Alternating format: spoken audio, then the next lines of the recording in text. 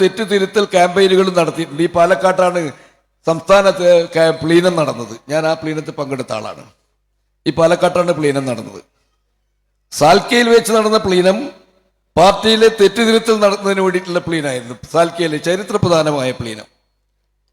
ആ പ്ലീനത്തിന് ശേഷമാണ് പിന്നീട് സംസ്ഥാന പ്ലീനം ചേർന്നു. അങ്ങനെയാണ് പാലക്കാട് പ്ലീനം ചേർന്നത്. പല തെറ്റുകളും പാലക്കാട് പ്ലീനത്തിൽ പാർട്ടി കണ്ടെത്തി.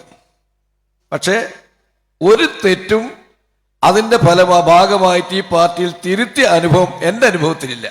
ഞാൻ പറഞ്ഞല്ലോ, എനിക്ക് ഒരുപാട് അനുഭവമുണ്ട്. 10-25 വർഷക്കാലം ഒരു ഏരിയ സെക്രട്ടറിയായി പ്രവർത്തിച്ച ആളാണ് ഞാൻ. പിന്നീട് സംസ്ഥാന സെക്രട്ടേറിയറ്റ് മെമ്പർ, ജില്ലാ സെക്രട്ടേറിയറ്റ് മെമ്പറായിട്ടും പ്രവർത്തിച്ചു. ഈ സന്ദർഭത്തിലെല്ലാം എനിക്ക് നേരിട്ട് അനുഭവമുള്ളതാണ്. ഒരു തെറ്റും ഈ ക്യാമ്പയിന്റെ ഫലമായി ഈ പാർട്ടി തിരുത്തിയിട്ടില്ല. തെറ്റുകൾ ആവർത്തിച്ചു കൊണ്ടേയിരുന്നു.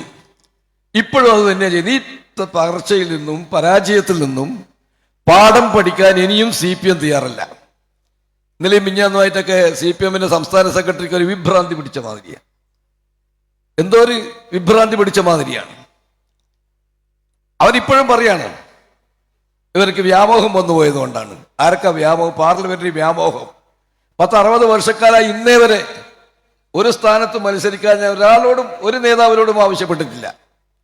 പക്ഷെ നിങ്ങൾ കാണിച്ച അനീതിക്കെതിരായി, നിങ്ങൾ കാണിച്ച നിങ്ങളുടെ സ്വജന പക്ഷപാതത്തിനെതിരായിട്ട്, നിങ്ങൾ കാണിച്ചിട്ടുള്ള അഴിമതിക്കെതിരായിട്ട് ഞാൻ നിലപാട് സ്വീകരിച്ചപ്പോൾ, പാർട്ടിക്കകത്ത് സ്വീകരിച്ചപ്പോൾ അംഗീകരിക്കപ്പെടുന്നില്ലെന്ന് വന്നപ്പോഴാണ് ഞാനും കുഞ്ഞികൃഷ്ണനും ഒക്കെ പാർട്ടിയിൽ നിന്ന് പുറത്തു വന്ന് ജനങ്ങളോട് പറയാൻ തയ്യാറായത്. നിങ്ങൾ അംഗീകരിച്ചിരുന്നെങ്കിൽ ഇന്ന് ഈ പാർട്ടിക്ക് ഗതി വരില്ലായിരുന്നു. ഇപ്പം നിങ്ങൾക്ക് തെറ്റുപറ്റി എന്ന് സംസ്ഥാന നേതൃത്വം പറയാണ്. അപ്പോൾ ആരാ ശരി? ശരിയുടെ പക്ഷത്ത് ഇപ്പൊ നമ്മളാ, തെറ്റിന്റെ പക്ഷത്താണ് ഈ പാർട്ടി നിൽക്കുന്നത്. അതുകൊണ്ടാണ് പാർട്ടി സംസ്ഥാന കമ്മിറ്റി പറഞ്ഞത് പാർട്ടിക്ക് തെറ്റുപറ്റി, പയ്യന്നൂരിൽ തെറ്റുപറ്റി, തളിപ്പറമ്പിൽ തെറ്റുപറ്റി, സ്ഥാനാർത്ഥി നിർണയത്തിൽ തെറ്റുപറ്റി എന്ന് ഇപ്പോൾ പാർട്ടി പരസ്യമായി പറയാം. അപ്പൊ അങ്ങനെയാണെങ്കിൽ നിങ്ങൾ ചെയ്യേണ്ടത് ഈ ജനങ്ങളോട്, പാർട്ടിയോടെങ്കിലും പരസ്യമായി മാപ്പ് പറഞ്ഞ് ഞങ്ങളോടൊക്കെ ചെയ്തത് ശരിയായില്ല, പാർട്ടിക്ക് തെറ്റുപറ്റി എന്ന് പറഞ്ഞ് പറയാണ് അവർ ചെയ്യേണ്ടത്. അതിന് പകരം ചെയ്യുന്ന എന്താ?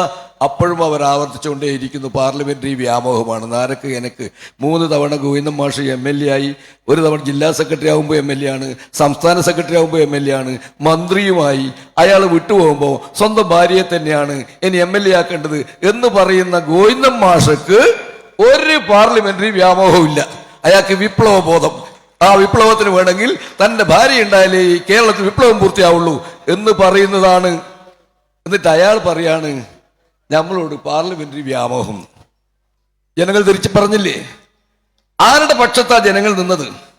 പയ്യന്നൂർ എന്ന് പറഞ്ഞാൽ നിങ്ങൾ അറിയോ? പയ്യന്നൂർ ഈ ഇന്ത്യയിലെ കമ്മ്യൂണിസ്റ്റ് CPMന്റെ ശക്തി ദുർഗമാണ് പയ്യന്നൂർ. ഇന്ത്യയിലെ, കേരളത്തിലല്ല, ഇന്ത്യയിലെ ശക്തി ദുർഗ പയ്യന്നൂര്.